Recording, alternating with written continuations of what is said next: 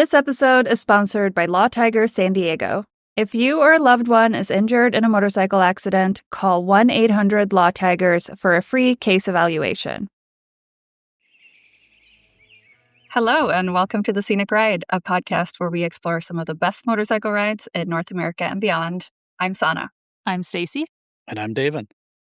And this is our first episode with our new format where we take turns. So each week, one of us will be presenting a road or a region to the others. And I'm going to go first, and this is going to be a big one. So today we are doing California's Pacific Coast Highway, which is one of the most iconic roads in the country. And over the next few episodes, we're also going to be doing some more of the heavy hitters, which are just some of the most famous motorcycle roads, like the ones you'll find on all the top motorcycle rides in the U.S. lists. And I would say that riding a motorcycle is never a bad time, but some roads are better than others. And so I just wanted to take a quick moment to talk about what makes a road a really good road. And so for me personally, I have 3 criteria. Number 1, there has to be amazing views. It has to be scenic. Number 2, it has to be fun to ride. And that doesn't necessarily mean like super technical because you still want to be able to enjoy the views, but also not like a straight road. And then number 3 is there has to be things to do. So that could be hiking trails, waterfalls, museums, restaurants, even just like a scenic overlook. But you have to be able to stop and do something on that road. Anything else to add to that? I think I agree with that. I think those are always like the top 3 things that I'm looking for. There are some roads out there, like the Natchez Trace Parkway, and it is so flat. But as a history nerd, I love it because even though it's not the most scenic ride, I guess you could say, maybe it is the most scenic ride in the South, so to speak. But the history on that road is just so incredible. So the destinations far outweigh, the scenery in the area. So it keeps you very entertained and therefore makes it a great ride. We'll cover that later, but I just felt like that was a good example. No, you're right. And I think Route 66 is one of those too, where like the actual road is mostly I-40, but there's so many things to stop and see that it's still like a really good road. Yeah, for sure. All right. With that out of the way, let's get into Pacific Coast Highway.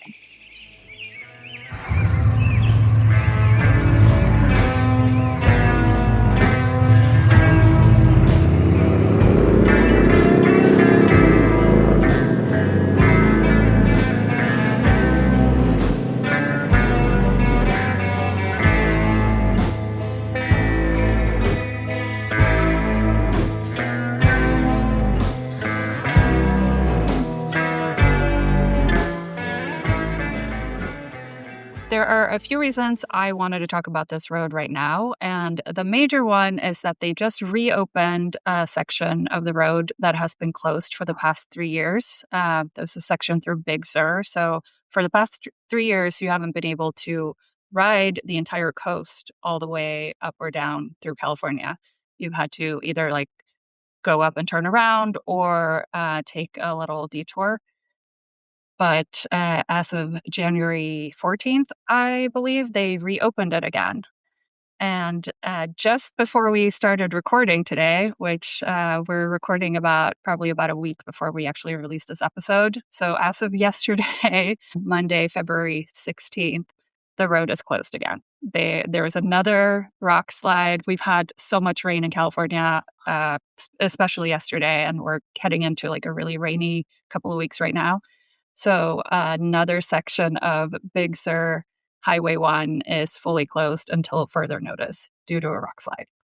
No. What a bummer, dude. Big bummer. On. Yeah, but that kind of is par for the course with PCH because it's built so close to the ocean with mountains, especially through Big Sur, where the mountains are like coming up right to the coast. So trying to put a road there maybe wasn't the best idea in the first place. With climate change and everything, like the erosion just keeps getting worse, and there are rock slides and landslides there constantly. So that's just like a good heads up for people that if you plan to ride Highway 1 or PCH at any point during the year, just make sure you check road conditions before you go.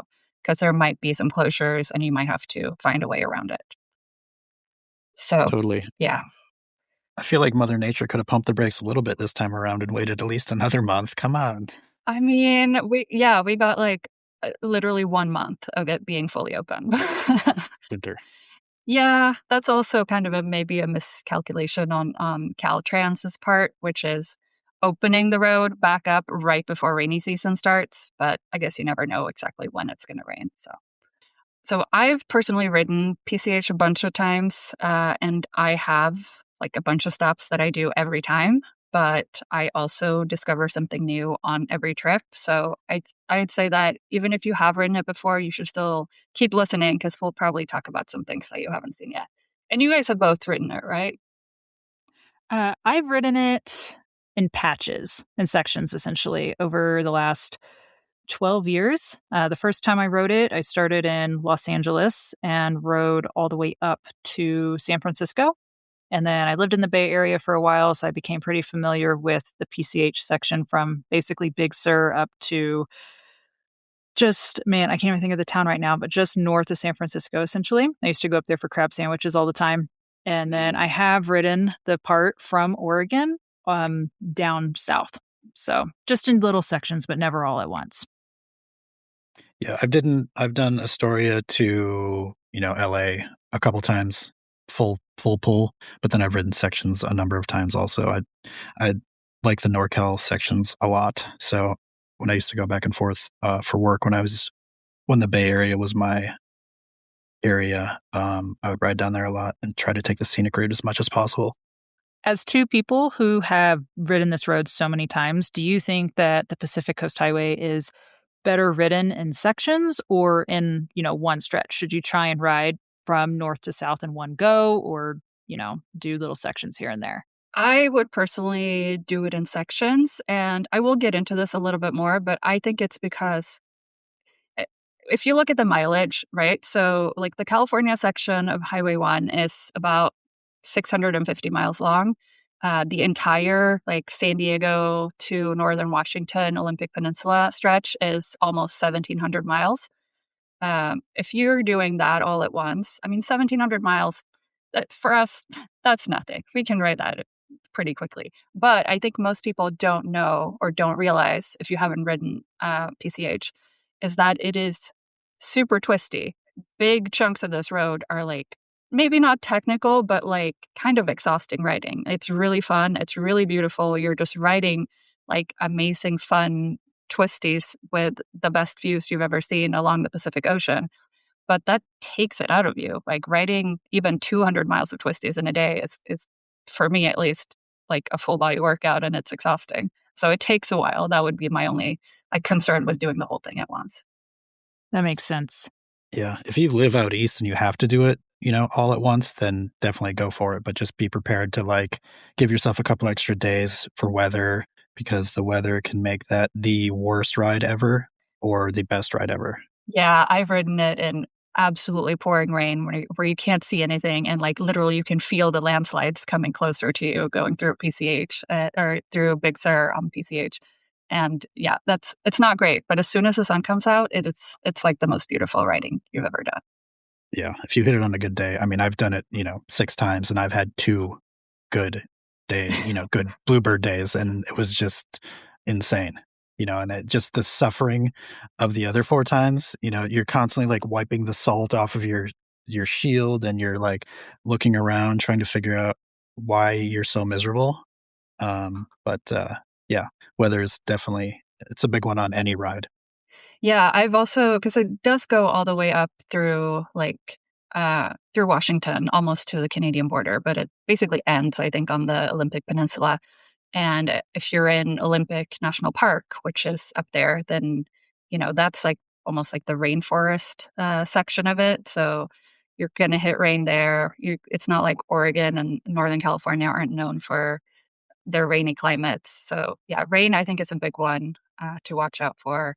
And then also, since we're kind of talking about when to ride this road, I would personally avoid May and June because for people who don't live in California or don't spend a lot of time here on the coast, we have a phenomenon called May gray and June gloom, which is when there's just like a thick marine layer over the coast and you don't see the sun for basically 2 months straight on the coast. Like if you go 10, 15 miles inland, it'll be perfectly nice and sunny, but not on the coast. So if you're riding this road in May or June, we get a little bit of no sky July sometimes as well. So May, June, and July can be a bit of a gamble if you want blue skies, and you kind of do because it's California coast. Like you want that blue sky, perfect sunny weather that we are known for here, just not in May or June.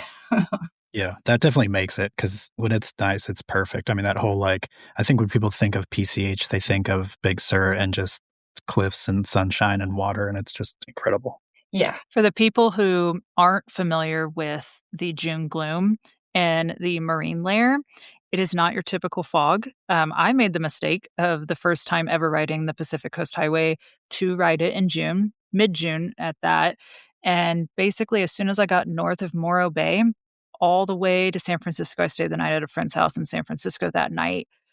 I couldn't see anything. Like I had no clue. I was riding this super twisty stretch, and like you were talking about earlier, how it's just so technical in certain sections where you just need to pay attention to the road.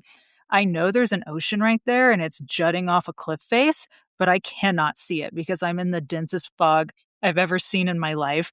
I remember once I got up towards San Francisco, that same fog, which they call Carl the Fog up in San Francisco, Carl was out to play. Like I couldn't see anything. Like it got to the point where I was like, should I pull over right now?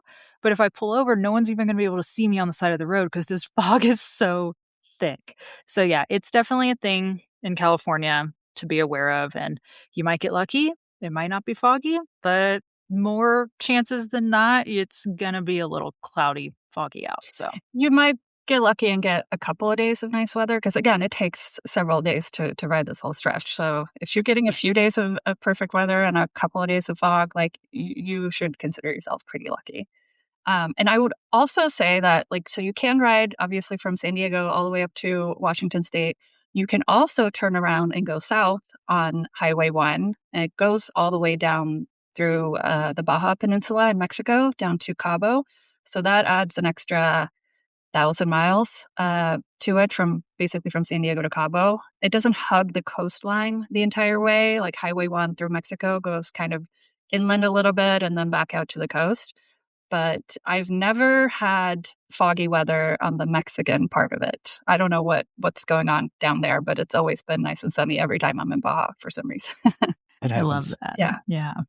Staci, I'm glad you mentioned Carl because I was just looking at him on Instagram and he's got 312,000 followers now. Wow. He's notorious. Yep, at Carl the Fog.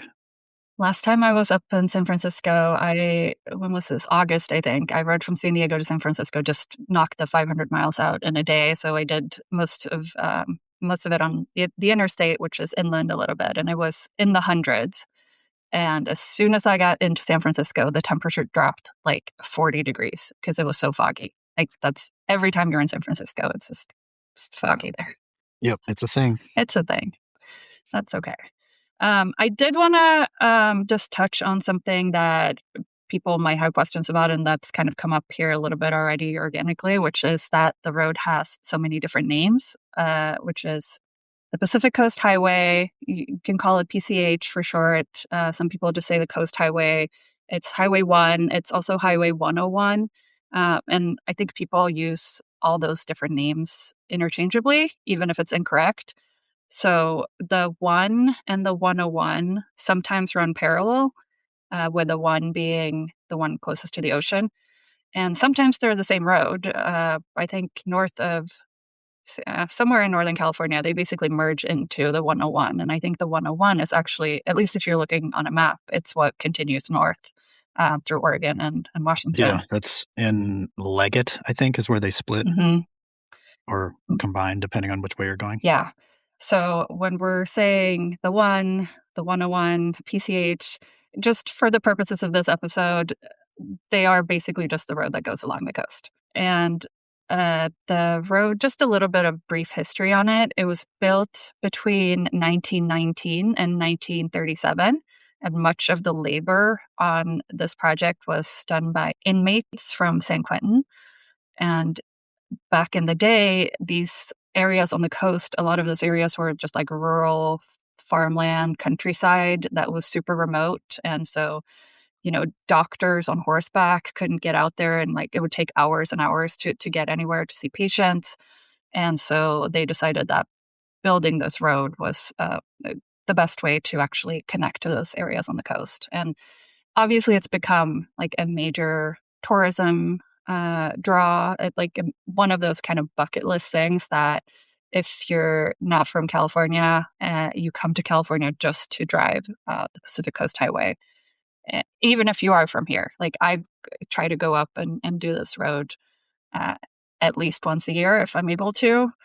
I People who know me know this about me, but I try very hard to never have to ride a motorcycle through LA, which is unfortunate when you live in San Diego because you have to go through LA to get anywhere north in the state of California. So when I can just like kind of psych myself up to ride through LA, it's just so much traffic there. But when I can do it, I'll go up and ride the coast, and it's so beautiful, and especially when you get out of the cities. So I think for folk, if we want to talk about kind of what to see and do along the road, I really want to focus on the areas that are north of Santa Barbara, because that's when you're like, it's really pretty to go through Malibu and like some of those parts of northern LA too. But the real, to me, the real PCH and the real road trip starts when you get north of Santa Barbara.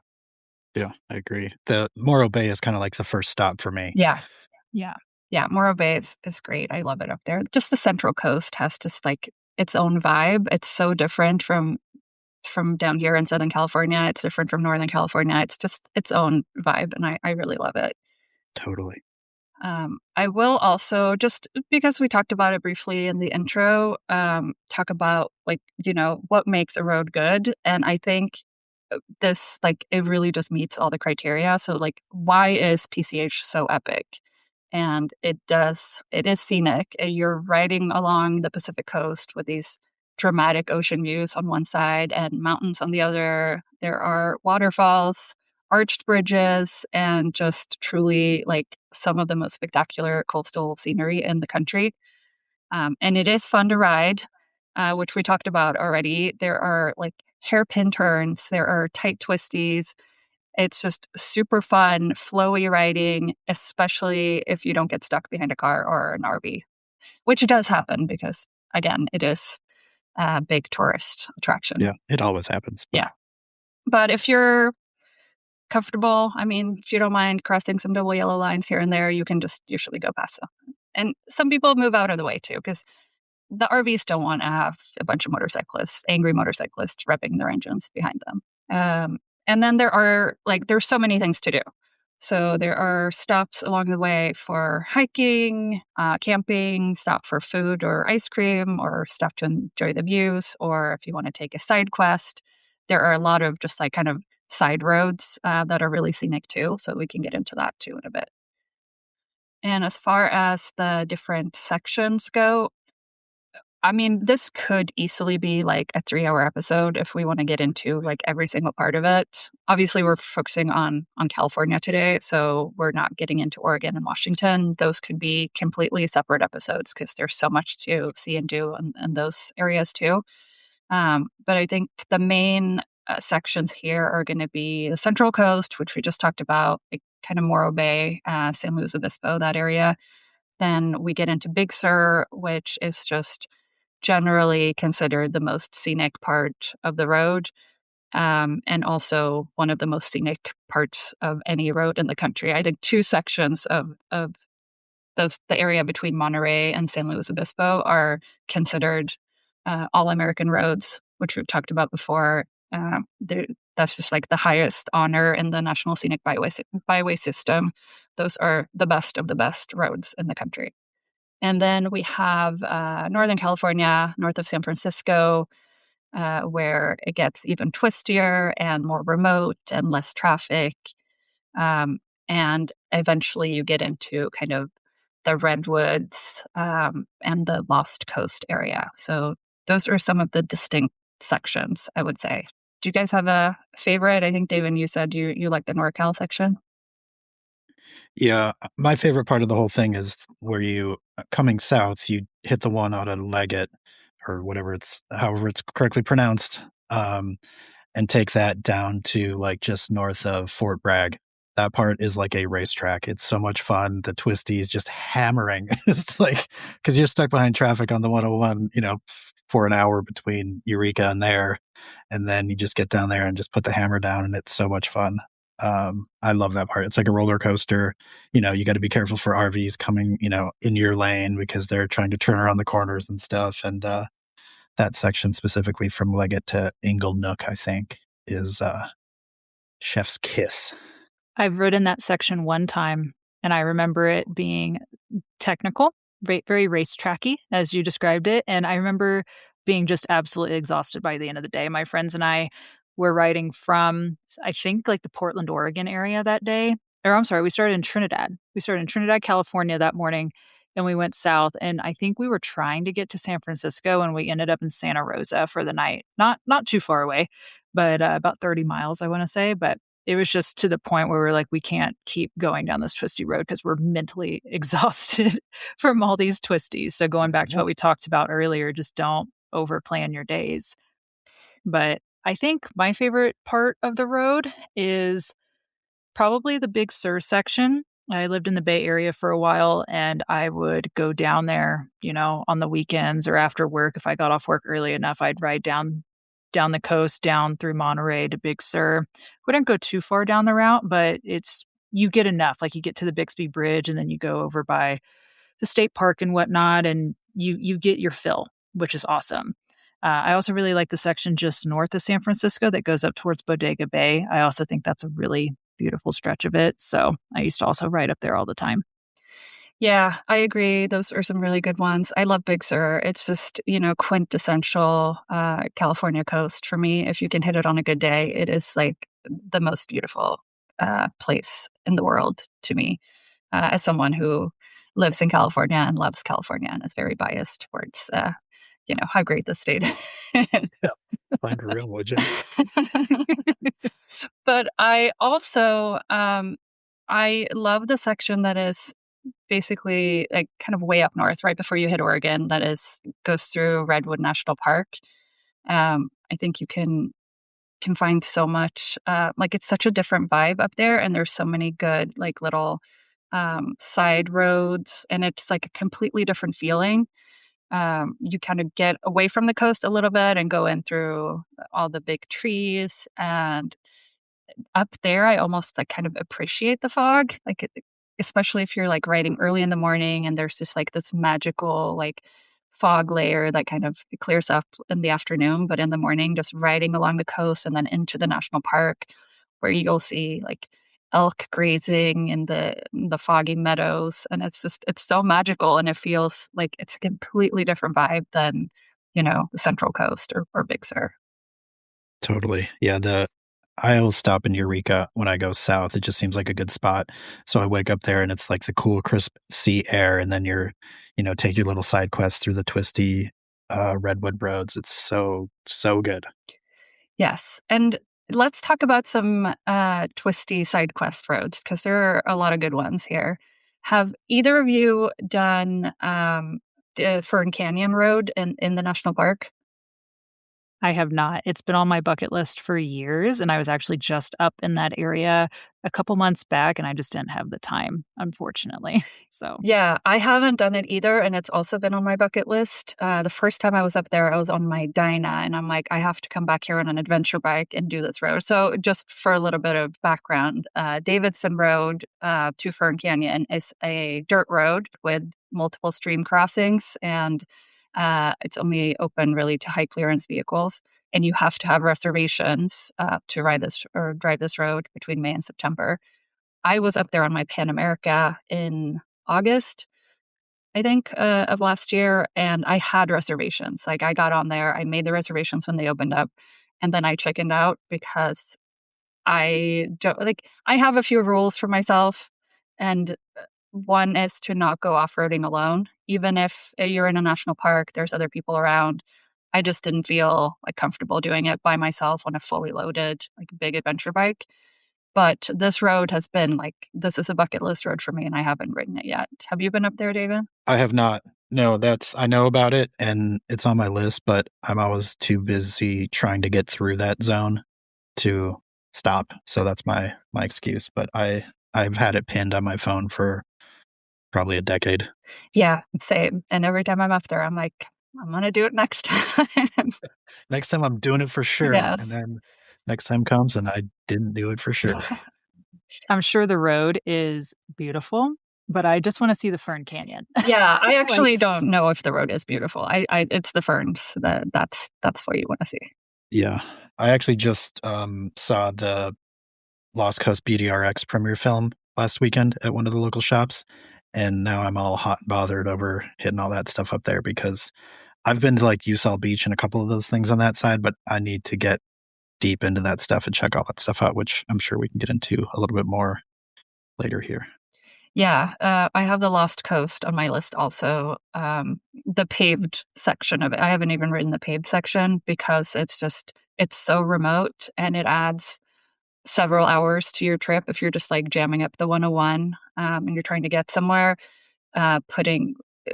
Just taking like basically a 4-hour detour along the coast. I haven't been able to squeeze that in, but I really, really want to. I end up doing Avenue of the Giants every time. And that one is also like worth a detour for sure. Yeah, I always do that one. Yeah, you were talking about earlier what's our favorite section of the PCH, and technically the Avenue of the Giants was a part of the original PCH according to like the historical facts of it, and then they built the bypass around the 101. But that is probably truly, especially in Northern California, that is my favorite section of that road. It is just so magical how big those trees are. And until you're standing underneath them, you'll just never understand how small you really are on this planet. It's magical. You have to experience it for yourself.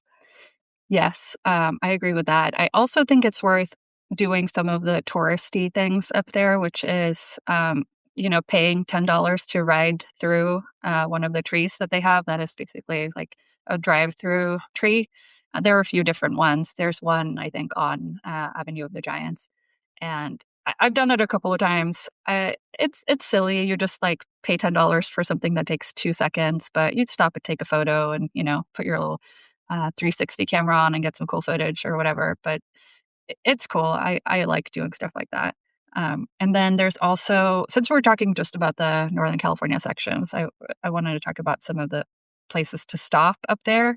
If you are doing the Lost Coast, which is just kind of like, again, a side quest, but that is the truest coastal road up there because it actually runs along the ocean, which the 101 doesn't in that section. If you're going out to the Lost Coast, you're going to go through a town called Ferndale, which is all like Victorian houses. Pretty cool. But the reason I went out to Ferndale, I literally just went out there and then turned around and came back to the 101.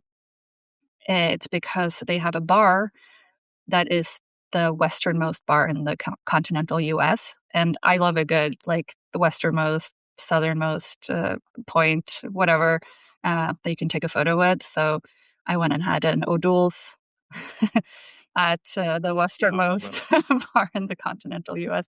Yeah, that was a few years ago. Their NA beer section wasn't, or selection wasn't. Hopefully they've churched it up a little bit. Yeah, since. they might have a Heineken Zero these days. Who knows? Oof. Have you guys been out there to Ferndale? I have not.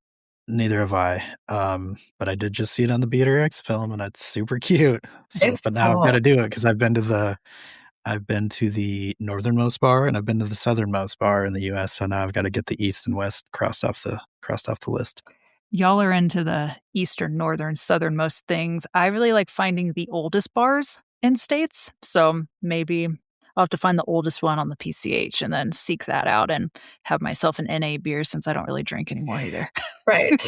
I would love a double soda water on the rocks. Yeah. With bitters. Yeah. Make it fancy. Yes. Also, don't drink and ride. So, it's good to Smart. have. Yeah, exactly. It is smart. There's also, if you're riding along the 101 in Northern California, there's Confusion Hill, which is a gravity house. Also super touristy. I love spots like that though. Whenever I see a Gravity House, I will stop and just get a sticker. I don't even really care to go into them that much. But Confusion Hill does have really excellent soft serve. So if you are, getting to the ice cream o'clock point of the day, which for me is usually 2 or 3 p.m. every day, I gotta stop for ice cream. If you happen to be near Confusion Hill, they have a great soft serve. Good to know. Now we will actually stop because I've seen enough mystery spots in my days to just keep cruising by that one. Yeah, no, it is touristy. And so is Trees of Mystery, which is the other kind of big touristy, like weird roadside attraction up there. And they have the giant Paul Bunyan and Babe the Blue Ox statue up front, which I love. I have to squeeze in some oversized roadside attraction recommendations into these episodes because that's my true passion in life. Yeah, I've stopped by that one every single time I cruise by because now it's become a thing. Like, how many different bikes can I stop at Babe and the Blue Ox with? It's several. And I love that people who my friends and acquaintances will stop there and then tag me in their photos because they know I love a big oversized roadside attraction, and I appreciate that so much. Oh yeah, Staci, you did that too. It's me. I did that back in October. I saw it back in October when I was going through that area, and there's actually like traffic right there. And it was one of those, like, I was kind of just focused on the road. And then I looked over to the left and I saw it and I was like, turned in real quick, like just coming in hot. Because I was like, I got to get the photo for Sanna. I love that so much. It makes me happy. A bunch of girls did it too because it was right around Babes Right Out. So everyone was heading up the coast to go to Oregon for that. So that was fun to watch. And then another stop, because we talked about Fort Bragg, or mentioned Fort Bragg, you did, Davin, which I think is funny because I was there a few years ago, posted something about it. I had a bunch of old men comment on my post and were like, Fort Bragg is not in California, because it's a military base, and I believe in North Carolina also named Fort Bragg. Yeah, somewhere over there. And I had to be like, more than one place can have the same name. I'm literally in Fort Bragg, California right now. You'd think I would know. But anyway, they have a tattoo museum there. That's pretty cool. So it's inside of a tattoo shop on just like kind of the main street. And if you go up the stairs, they have just like a little museum in there with a bunch of cool tattoo art and flash and stuff like that, which I personally really enjoy. Yeah, that is cool. I'll have to check that out next time. Anything else we want to talk about in Northern California, or should we kind of head south a little bit? Yeah, one of the things I really like to do anytime I'm on a road trip, obviously I'm a foodie, is I love to try and find food that's local or like known to be eaten in a region. And crab is really popular up in Northern California. It's really common in Oregon. And Bodega Bay has a spot called Spud Point Crab Company. And I used to go there all the time when I lived in the Bay Area, and it was a great ride to get up there. It's like at least 150 miles each way from San Jose, which is where I was living. So it's kind of a full day adventure to go get a crab sandwich, but it's fresh caught right off the coast. And then you just eat it right there in the harbor, basically. And it was so cheap. I mean, this was probably 10 years ago now, maybe 8 years ago since I had one of these. But let's say that a normal crab sandwich somewhere went for $25. They were serving these things up for like $15. So I was like, yeah, I'll ride 200 miles for a crab sandwich right on the coast. Like, I just feel like that's something you have to do. So definitely a thing up there. Yeah. That's very on brand for you. It is. Actually, I have, I don't eat meat, but I had a taco in Crescent City years ago that I still think about. And it was like a fried avocado taco. So good. They do have avocados as you're going south. Once you get south of Monterey, or in that general area, Watsonville and all that, that area is known for farming. And so you'll see avocados. I mean, California is known for avocados in general, but that is one visual that has always stuck in my brain from riding that area of the PCH is just all the little food carts and whatnot of people selling all their fresh produce, and avocados are huge out there. Yes, we're pretty lucky out here to get avocados pretty much year round at a decent price. But the houses are expensive, so it evens out. Yeah. Sunshine tax is high. Yeah. Okay, so let's head back down to the Central Coast and kind of the Big Sur area and talk about some of our favorite stops there, because there are so many. Like this is like prime PCH. This is where all the photos that you see of people riding this road most of them, I think, are from Big Sur. Most of them are probably actually of Bixby Bridge or Julia Pfeiffer Burns State Park. So those are two really iconic stops. And they are iconic for a reason. Like sometimes people are like, oh, well, why are you talking about the touristy stuff? It's because they are touristy for a reason. Like you cannot go wrong with a big, beautiful arch bridge. Like I love a good bridge. But I will say that while Bixby Bridge is really beautiful and like absolutely worth a stop, there's also Rocky Creek Bridge, which is just up the road. It's less busy, but it's also really beautiful. It's a similar style at bridge as Bixby. I do think the state park, Julia Pfeiffer Burns, is worth a stop, though. You have to pay to get in because it's a state park, but that's where you'll see this like iconic waterfall cove with like turquoise waters and just like really, really some of the best views of the coast. I think you mentioned the state park too, Staci. Was that the one you were talking about? McWay Falls is what that waterfall is called, and I would also recommend stopping there. I think that is gorgeous. That's about where I would turn around. When I lived in the Bay Area, I would ride down to McWay, and then I'd basically chase the waterfall. I'd stare at it for a little bit, and then go home. So, I mean, truly not a bad day on the road. no, not at all. And then once you get down a little bit more south, we have Ragged Point, which is also worth a stop. It's especially if you're doing this road in sections and you need somewhere to stay the night. There aren't a ton of like towns in the Big Sur area. There isn't a ton of gas stations. Like it's kind of remote, most of it. But Ragged Point has a gas station that is very, very expensive because you don't have many options in that area. And it's California, so it's going to be expensive. But there's also a restaurant, hotel, and, really great views there as well. Can we go back north really quick? We're not in Northern California, but we're not in Big Sur. We're at the most beautiful Taco Bell on the planet. Okay. The Pacific Coast Tell me Highway. more. The Pacific Coast Highway is home to arguably the most scenic Taco Bell you have ever seen. And it is just south of San Francisco. And it sits like right on this little cove. And yeah, you can have your Baja Blast and enjoy a tasty little view because it's incredible. Like just Google this place. It's real. It's been there for 10 plus years at this point, to my knowledge. And it's you got to experience it for yourself. That's all I'm saying. If you're not normally into Taco Bell, you should at least check that one out.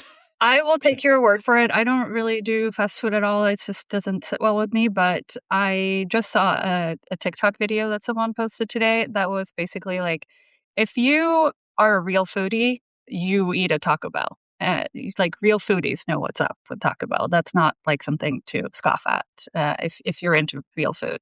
And you're a foodie, so I take your word for it. I will eat at Taco Bell's from time to time. Number 7 with a country taco and a Baja Blast or just a Mountain Dew, Can't go wrong. And with a view? Yeah, and with a view. Some people say that Taco Bell on a road trip is dangerous business, and I don't have that problem. I feel bad for people that do, but I don't know. It works for me. So maybe just don't overdo it and don't get the spicy hot sauce. I don't know. But, They like the fire sauce. But yeah, I think that Taco Bell's pretty cool to see, all things aside from, commercial United States type things. But also Monterey, California kind of sits right at the top of the Big Sur section of the PCH. And there's a little area down there called Cannery Row, and it's kind of touristy, but there are also like sea otters and stuff down there. So if you're into just wildlife viewing, I think that's also a cool place to stop and check out. Yeah, that's also, I think, where the Monterey Bay Aquarium is, which is, I haven't been there myself. I've just been outside of it, but I hear a lot of people who are into, sea creatures and pretty fish and stuff like that love going to that aquarium. There's a really good motorcycle museum in Monterey too, but it looks like it's closed currently, temporary closed as far as Google is saying. But man, it's got some really cool bikes from the 70s up to the 90s. So if it ever opens again, you guys should go check it out. I will. Yeah, Monterey is a really cute town. I really like it up there. And then speaking of things to eat that are not Taco Bell, I always stop at the brown butter cookie company in Cayucas, which is like, I dream of these cookies. I have like literal wet dreams about these cookies. They are so good. Oh, Yes. Tell us more. Just lay it out okay. for the pod. Yeah. Huh. Yeah. So whenever I ride through there, which is Duly noted. Gonna put this on my list. I hope they have gluten-free options. I actually don't know, but I hope they do too, because you deserve to experience, it's it's intense. Um, so that town is also really cute, so it's worth just kind of getting off the main highway and just riding through the town, even if you're not stopping. But if you are riding through Cayucas, I think is how you say it, uh, you should stop and get your cookies. Getting up on the highway and having wet dreams about cookies. I love it. Yeah. Are they crunchy cookies or are they gooey cookies? They are kind of they're not crunchy. They're a little bit gooey, so they're brown butter based. They're just like a very simple, basic cookie. But it's the brown butter, I think that does it. That And does it for you? they're like a little salty, and they just changed the format of them. They used to be round and now they're square. How dare they? No, I kinda like it because then it just Okay. stacks really nicely, and you can just put it in It's your in your little bag, pouch. and yeah, Yeah, your little okay. cookie pouch, and you can just snack on it whenever. Your lactical pouch. Yes, exactly, because we all have Okay, perfect. one of those. Yeah. Yeah. Some people call them tour packs, other people call them snackle boxes, it's just whatever works. Yeah. Damn, now I really want some cookies. Um, but let's keep moving to, Cambria, which is also just kind of in that same area, and they have a restaurant there called Lynn's. Uh, that is Food is fine, I have no problem with the food, but what's really good there is they have this O'Lally berry pie, and O'Lally berries, that's like it's a hybrid berry that was developed by the Department of Agriculture in the '40s in Oregon. So I haven't seen it anywhere else other than on the central coast of California. I'm sure they have it in Oregon somewhere, but it tastes like a mix between raspberry and blackberry, and those are two of the best berries in my opinion. So it's just it's a really good the pie is really good. They also have a lollyberry like everything. Anything you can put berries in, you can get it with a lollyberries in this restaurant and in this town, I think too. I don't think it's the only restaurant there that has it. It's their huckleberry. You know how Montana and like parts of, the Pacific Northwest are known for huckleberries? This is the Alala berry. Alali berries? How do we say that? Yeah. I think Alali it's berries. Olali because there's an actual town in Oregon called Olali. Yeah. Okay. Lollyberries. A lot. That must So be where they were developed. Probably. so that's their Yeah. huckleberry, the Alali cool. berry. Cool. That explains the name, actually, because I'm like, why would they name it something so complicated? But if it's named for the town where it was developed, that would make sense. Have you guys, either of you, tried them? Olali berries? Yeah. No, I've never heard of them. I live vicariously through your Pacific Coast Highway posts on social media because you get to travel this so much more often than I do. And, I love a good sweet treat, and you're always stopping for ice cream and other little snacks here and there. And I've seen you post this pie on social media, and it looks incredible. But no, I have never stopped there. It's marked. Like anytime you post it, I save it. I screenshot it and I put it on my Pinterest. But no, I haven't been there. Yeah, I feel like we're both pie fiends. So, I've had Pie Town on my list of places to visit for many years now, and it's just not on the way to anything. So I think I'm going to have to plan a trip to New Mexico this spring, hopefully. Just Yeah, go didn't you Pie tell Town. me about Pie Town? I stopped in Pie Town because you told me about it, and I Yeah, didn't get pie because they didn't have any gluten-free pies, but I've been there. yeah, I haven't Jeez. been there. I've been trying. I tell people to go there, and I haven't even been there myself. That's hilarious. Well, y'all should go to Oh, Pie I Town at feel some point. Yes. Or Lynn's restaurant on the PCH. Yes. Whoever I'm talking to, is it the podcast? Is it y'all? let's go. Yes, yes, let's go. There's also, if you want ice cream, I mean, the Olali berry pie is served with ice cream. So it's a little bit unfortunate because just down the road from Cambria is a place called Harmony, which is an even tinier town. It's literally just like two houses. I mean, it's so tiny, but they have really good ice cream there. And it's just like also a cute little stop just for a good photo op. They have some markets and some sort of dairy barn thing there, a little food truck. But it's hard to go straight from eating the pie with the ice cream to then getting ice cream like 10 minutes later. That's too much even for me. But if you're not into the pie, like maybe if they don't have a gluten-free option, David, you should just go to Harmony and get ice cream instead. I have had ice cream in Harmony a Good. couple times because I cannot partake in the pie or the cookies, so I have to wait till Harmony to get ice cream, and which it's like literally the only sign in town. It says ice cream and like coffee or something, and I stop every time. Good. I'm glad you're already in the loop on the Harmony ice cream. Yeah. And then there's Hearst Castle. This is not a sweet treat. This is just a place to stop. Have either of you been to Hearst Castle? I've had it pinned for years, and I've never gotten up there because the one day I wanted to go and it was clear enough to enjoy the views from up there, I just kept going. Yeah, that happens. We all do it. I will say, just talk about Hearst Castle real quick because it's one of those places that you might think is so touristy that it's not even worth going. But again, it's touristy for a reason. It is so freaking cool. You have to take a tour. Like you can't just drive up there and park and go on your own. You have to like drive to the visitor center at the bottom of the hill, and then they take you up on a bus or something, and you have to take like a paid tour. But it is so worth it. So if you don't know, this castle was built for William Randolph Hearst, who was like a newspaper tycoon. He had a female architect, Julia Morgan, who worked on this building with him for like over 20 years. It was basically under constant construction. He was never satisfied. He just wanted more and more. He imported pieces from like Spanish monasteries, from ancient Greece collections, and like medieval collections in Europe. He also had a collection of large animals. So he had like a private zoo with like kangaroos, lions, giraffes, leopards, an elephant, and he had zebras. And when I guess they kind of fell on some hard times financially, it couldn't maintain the zoo. Some of the zebras got out and they live and roam freely now up on the central coast of California. So there's about 150 of them. That's so many zebras. It's the largest wild zebra herd outside of Africa.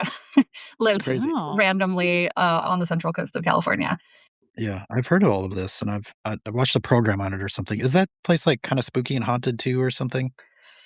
I don't There was something know. weird about it. Whether like it was either haunted or it was like never finished, and somebody died there, and it was buried in the concrete or something.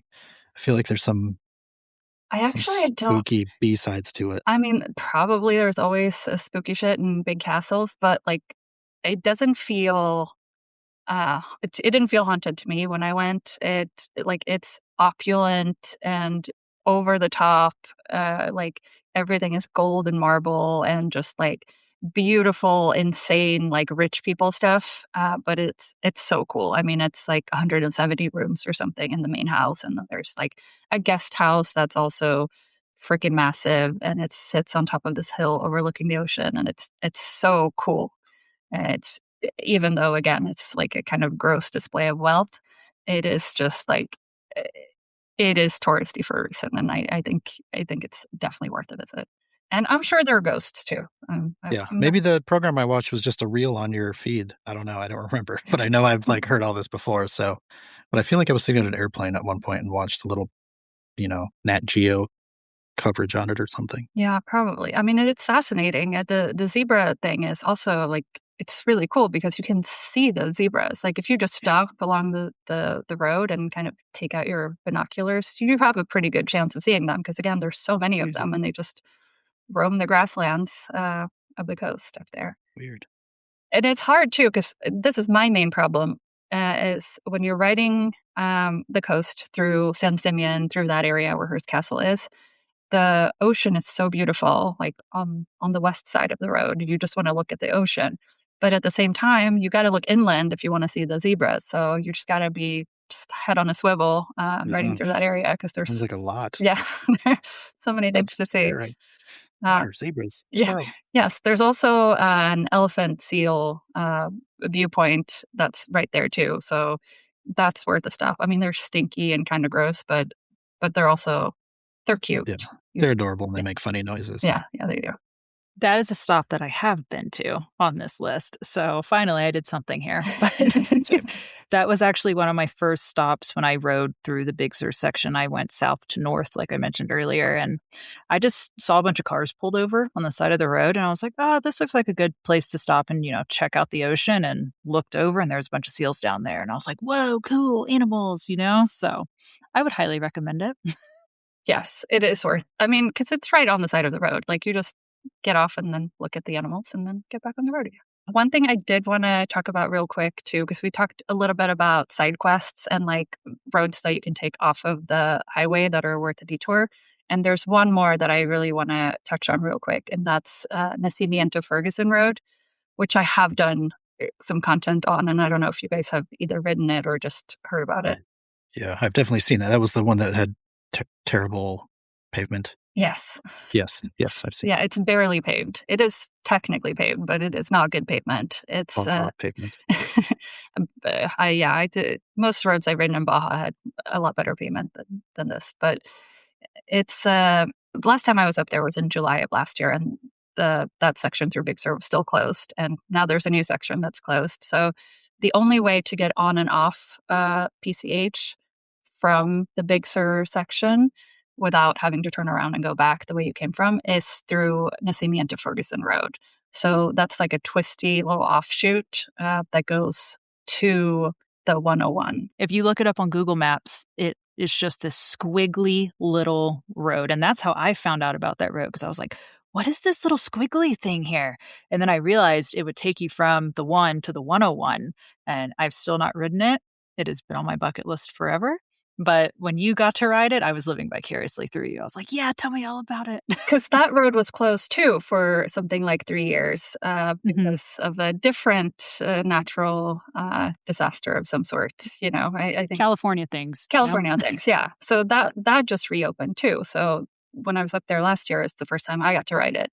And it's only 24 miles long between the 1 and the 101, but it takes a while to ride it because it is just steep, narrow, tight turns with no guardrails. And if you're coming from the 101 and riding out to the coast, which is what I did, you basically start by going through some sort of military base, and then you get out to these like crazy twisties. They're just like potholes and missing sections of pavement, and it is not for the faint of heart, but it is super cool. Like if you're not scared of, coming around blind corners on a road that's barely wide enough for one car that does have two-way traffic, if you actually find that a little bit thrilling and exciting and fun, then it's like the perfect road.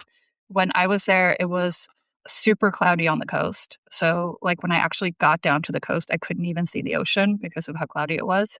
But up top, like when you're at the top of Nacimiento Ferguson Road, you're just like above the clouds, and just So cool. it was blue skies up there, and you were just like overlooking the coast without even seeing the coast. You could just see the clouds, and then just riding these really kind of scary but exciting twisties down there.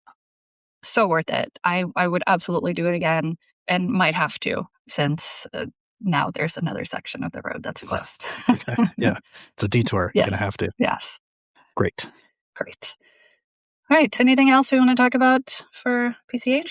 I don't think so. I had a bunch of notes on Oregon, but I guess we're not going to talk about those this time. We'll save that for another episode. We don't have to talk about Washington because Washington sucks.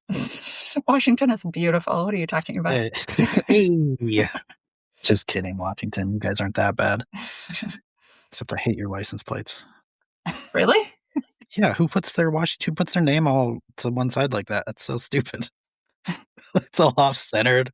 Come on. I guess you have to look at them more often, because I'm like, I don't know if I'm going to have to Google it. I don't know what a Washington plate looks like, because I don't see them out here in Colorado very much. Yeah, I get to see them all the time here. So no, they're not that bad. But you probably feel about Washington the way we feel about Arizona, which is, what are you doing here? Go home.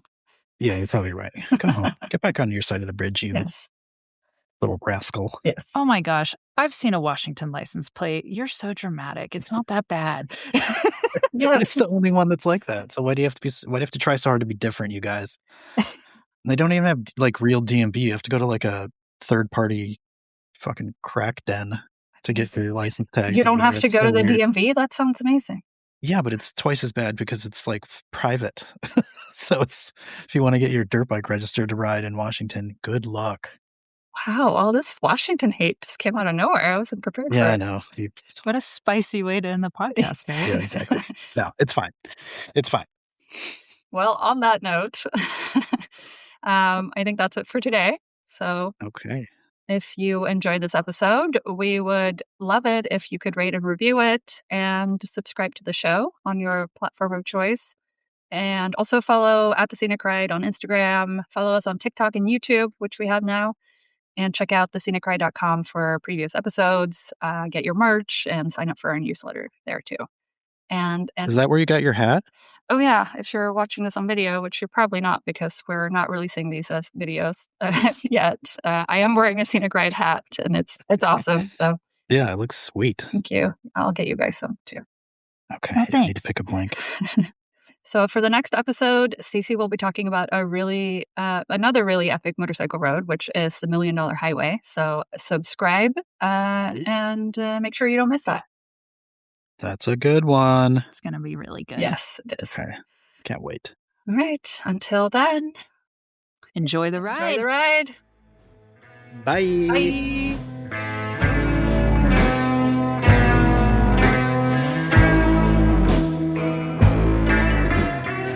The Scenic Ride is hosted by Staci Wilt, Davin Ortonen, and me, Sanna Bowman.